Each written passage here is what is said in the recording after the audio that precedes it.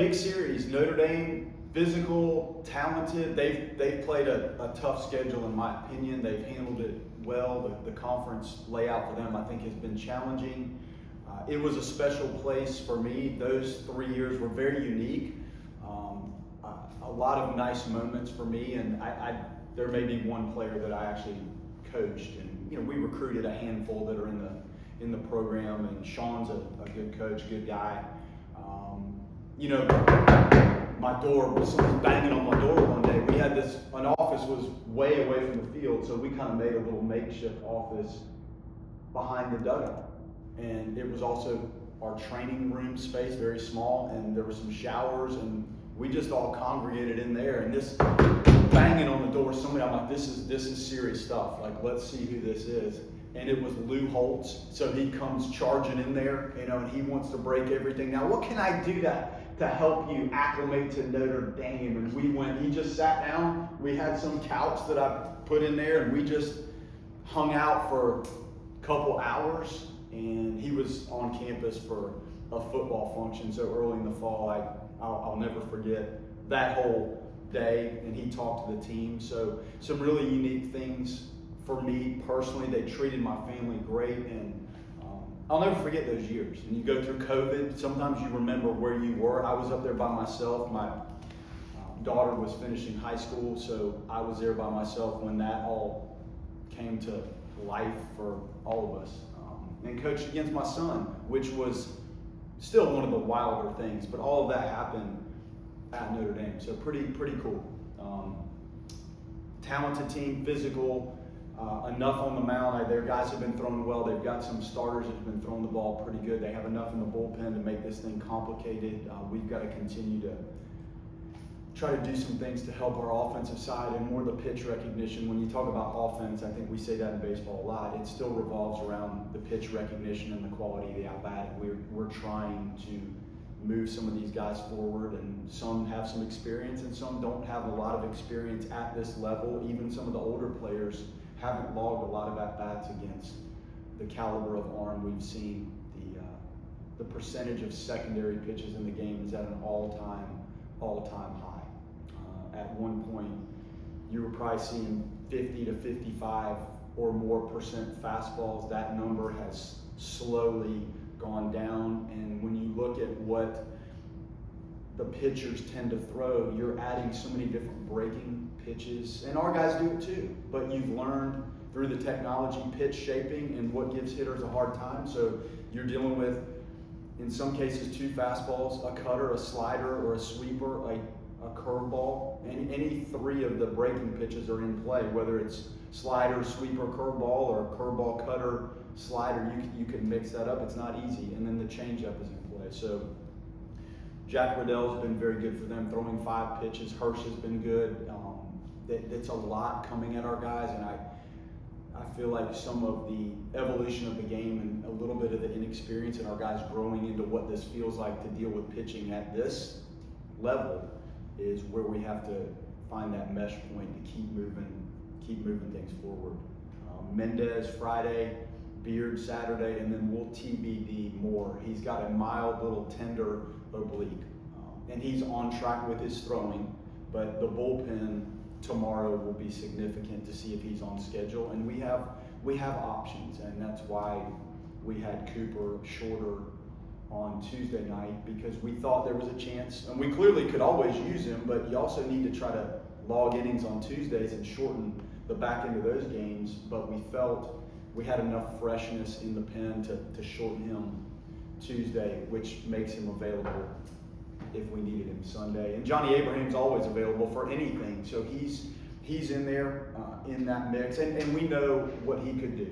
We actually had groomed him as a starter, and he had a little setback, but he's clearly capable of doing that if needed. And I do understand the difficulty of us getting to Sunday without having used him and allowing him to be in a position to actually start that game. That's probably a long shot, but clearly he could do that if it got to that point. He's a Swiss Army knife. He can go do anything for us. So that was a good win Tuesday. We clearly came off a very difficult week. And to win the game Tuesday. You look across the country every week and every Tuesday, these games it's hard to win. And I have coaches all over the country, and we talk about how difficult it is to win a game. And it's a challenge, and Tuesday was a very important game for us. And I know it wasn't a pretty game, but it was a game we needed to win. And when you look nationally, it's not easy to do that. We get caught up in what happens here, and probably me more than anybody. It's not easy to win. So that was a big one. And then we played 2 Thursdays in a row. So it's nice to not play today. I think we could use that little breather. And I commented on Notre Dame's schedule toughness. I think our schedule has been difficult too. We've had some tough trips and played some really good teams, and there has been zero breathing room in the middle of the week at all, like none. That will continue. So we just have to keep growing up and trying to find ways offensively to help these guys string together more quality at bats. You mentioned Riddell and his pitch mix, but what makes him such a difficult matchup for so many guys? Well, he can throw the fastball in multiple areas, and he's got 3 breaking pitches and a changeup. So there's not anything more you can throw at anybody unless he throws some pitches left-handed. You're getting the whole kitchen sink. And we have guys that do that too, but he's had some very deep, good starts recently, and there's just so much coming at you, and he does command it well. So when you're throwing the way he's throwing and command and the variety of pitches, that's a challenge for any hitter. Great hitter, inexperienced hitter, that's a lot. I know you can't view any weekend as a break per se, but you mentioned the schedule of 2 back-to-back really tough series on the road. Do you feel like a series this weekend at home could be sort of a break for you in that sense? No. I mean, do I like being at home? Yes. So does that give you some sense of comfort in just what's going on in the routine? Absolutely. Do I feel like this is any sort of break? No, sir. Not at all. And it has been tough on the road. We've had some tough trips, so I just think the organic fact of being at home and getting back to a little bit of a weekend home routine is a positive for everybody, including the fans. And our fans add a jolt to us. And they really did Tuesday. Like, you could tell our team, it was just tough to get going, and I think the fans and the animals add that dimension that you are not going to get on the road. Obviously, you said Bryson's going to work through the bullpen, and then you have John and Cooper. But do you want to maybe try and get Wes, Trey to get longer outings this weekend, just so you can have every option available? Yes, always. And we knew that last week. And Mike and I still, you review every decision you make in coaching, and some of them keep you up at night. And to let Wes face the one hitter after he gave up the hit, we were trying to shorten it, and you know what the weekend has and how challenging their lineup and their team was. So you're constantly juggling that, like, when is enough? How is he throwing? Is the matchup functional? And then you make your decision. So yes, in theory, I mean, that's the name of the game. If your starting pitchers can extend, that is the best thing that can happen for you in the sport, period. It changes everything. And if they're extending, that usually means that they're having a functional, efficient outing, and your team is probably in pretty good shape to be in the game or be ahead in the game. But how you force it, like, you have to still make the prudent decision with all the information you have in the game. And I think those are the most impactful things we can actually do as coaches, is when you bring somebody else into the game to pitch. I really do. So yes, it's nice, and I hope that they do, but we still have to try to be smart. And so you question yourself sometimes as, what was it the right move? And a lot of these things, not just this year, but you look back and sometimes you feel like, hey, that was absolutely the right decision. Did the outcome stamp that for you? And you got to have that stamp when you do these things, and that's the ultimate test. So yes, but you can't, like, force it to the point of creating bigger problems. As you draw lineups each game, it's challenging without Miles, but do you feel like you can count on certain guys, as far as maybe Hunter Carnes makes sense in a 3 or a 4? Can you count on certain guys back to back that feel like they work, and then you kind of build around those pieces, or are we still kind of tinkering? we're still tinkering.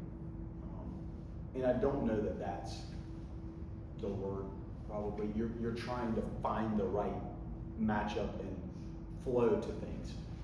And we've had a few guys that have been fairly consistent this year. I think Dowd's at-bats have been fairly consistent. I think Carnes, coming off some of the things he was battling, I think those are functional, consistent. You can think through the at-bat and appreciate the pitch selection and the quality of contact, and don't always result in hits, but you can appreciate how they've gone about it. And then there's flashes here and there. You can go through the whole lineup, and it's creating that consistency so it's not so sporadic. It's been a roller coaster ride for some of the players, and I do get that. And some of the kids, the Stutzer, Polino, and Bavaro, to walk out of what they'd seen out of pitching up to this point to be thrust into what I think is the best run of pitching I've seen at this level, that's a lot. So you do have some ups and downs. And then, like, we accrue data on our opponents accrue the same data on us. So the application in game, when hitters have shown a chink in the armor, that chink in the armor can get a little bit bigger if you're not careful. So I think that's where we are. So we're trying to give them the knowledge and the fuel to counteract how they're being pitched and what's going on. So I do like some of the flashes I've seen. I mean, some of these young guys it's pretty dynamic at times.